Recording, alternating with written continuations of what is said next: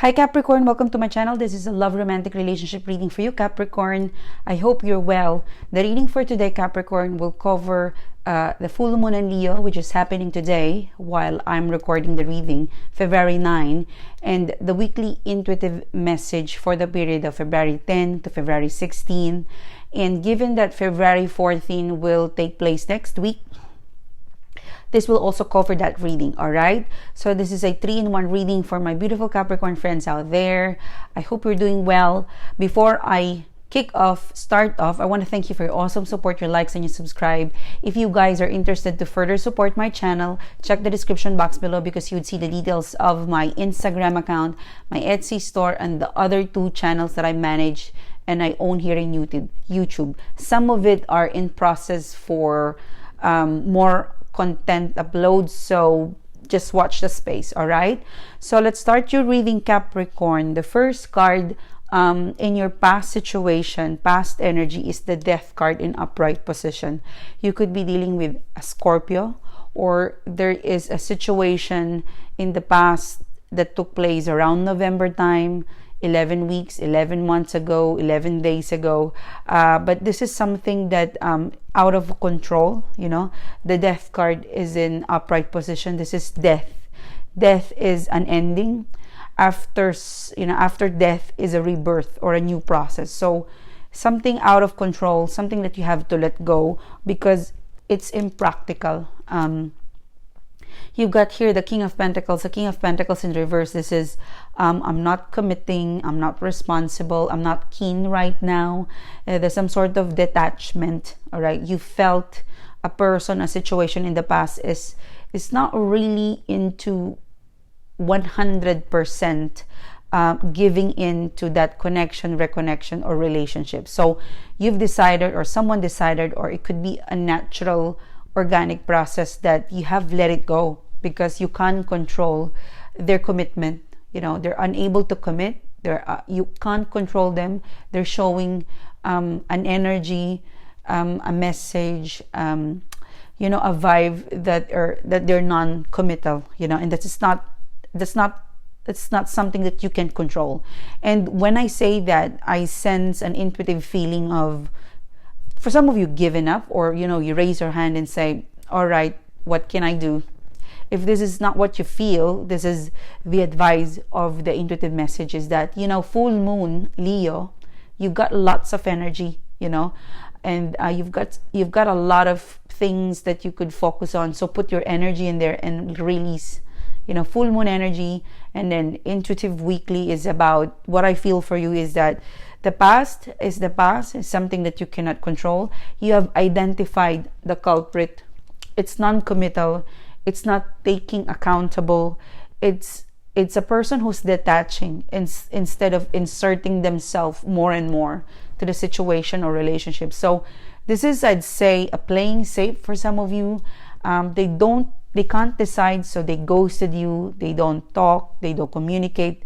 And you're kind of, putting your hands up there, some sort of surrender vibe that, all right, I can't control that. That's not me. I know what I want. You don't know what you want. So I'm out of here, or you release. Okay.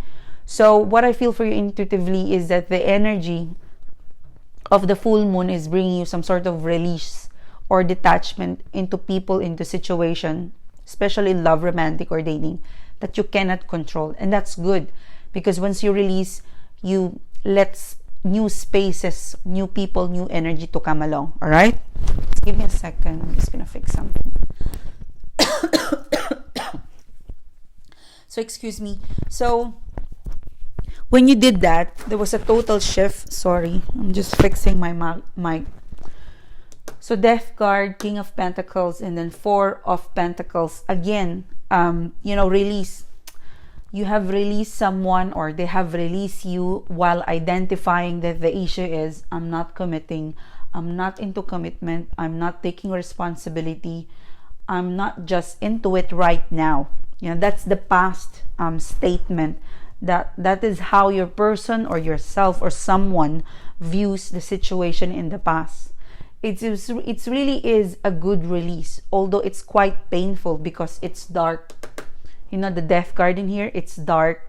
Death is painful. Someone died. You'll never see them again. So you are scared that you'll never see this person, that if you release this person, it will never go back. But it can always rebirth. And release is a process that is, I think, difficult for you because it's a comfort zone. You know, it's something that gives you it. This is a connection, a reconnection, or a person that keeps you grounded. It keeps you, or it gives you some sort of happiness. You know, you can't deny that. And something that you can agree with your person is that you give me happiness. You know, I'm really into you, but I cannot control you. You know, if I'm not gonna make you happy, then I'm gonna release you. You know, I'm really is saying the same word: release, detach. Right? Non-committal, non-committing person. Don't force them. Release, detach. Okay, that's one of the full moon strong message for you. So the Death card and the Ten of Cups. Yep, it's not easy breaking up, disconnecting, or avoiding a person who makes you happy is difficult. But it's more difficult staying if the person is no longer happy, or if it's unrequited love, or if it's a situation where they cannot reciprocate your feelings or your love or your attention, because this is definitely a one-way street. You know, there's no return of investment in here. All right. And then, yep, Two of Swords in reverse and the Three of Cups. So in a more present current energy, it's a decision that, you know, you and me going exclusive. It's something that would take a while, will take a bit of a process, but I'm hopeful. You know, the Star card, like in here, that if we give this time for each of us to take a break, you know, like the Lover's card and the Justice card, you've kind of identified that the emotions, the feelings, your chemistry, the situation, it's quite imbalanced. It's not really, it's not equal. And for some of you, I'm getting like, this is 70-30 work. You're doing 70% of work, and the other person is doing 30% of the work. So it's definitely an imbalanced approach in terms of love, connection, reconnection, or relationship. It's not balanced at all for some of you, like 0 to 100. So when you are in this situation, you've realized that, you know, you make me happy, but it's not great. So I have to release you. You're not showing some sort of commitment. It's kind of obvious it's not committing. I have to release you. And then Three of Cups and the Star card. This is a more futuristic approach where as much as I wanted to be with you, as much as I wanted to be near with you, to be exclusive with you, but if my Ten of Cups is not fully reciprocated, if you're not giving me that happiness, then I have to detach. Sadly, I need to detach and release you. For some of you, I feel like, given that the Star card is here, for some of you, this is temporary, because I'm really feeling like at the end of March, you would still be in touch with each other. And I feel like you are more in a better shape or position around March to April with your person. Okay? Because for some of you, it could be death or some sort of health or sickness. Okay? Some sort of, you know, a birth, it zaps. You know, it's death is someone, a concept need to die in order to reborn. Okay? And since the full moon today, you know, this culmination, something is need to zap out of your comfort or your love romantic situation. Give it to the universe, and the universe will clear that out for you, and then you can have a new beginning. Okay? So there's hope.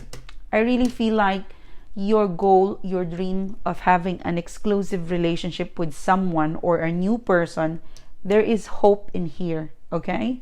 But if you feel like the person who you have or you're meeting or you're dating, it's not giving you the complete Ten of Cups, then the full moon and weekly intuitive vibe and reading for you is to release and detach.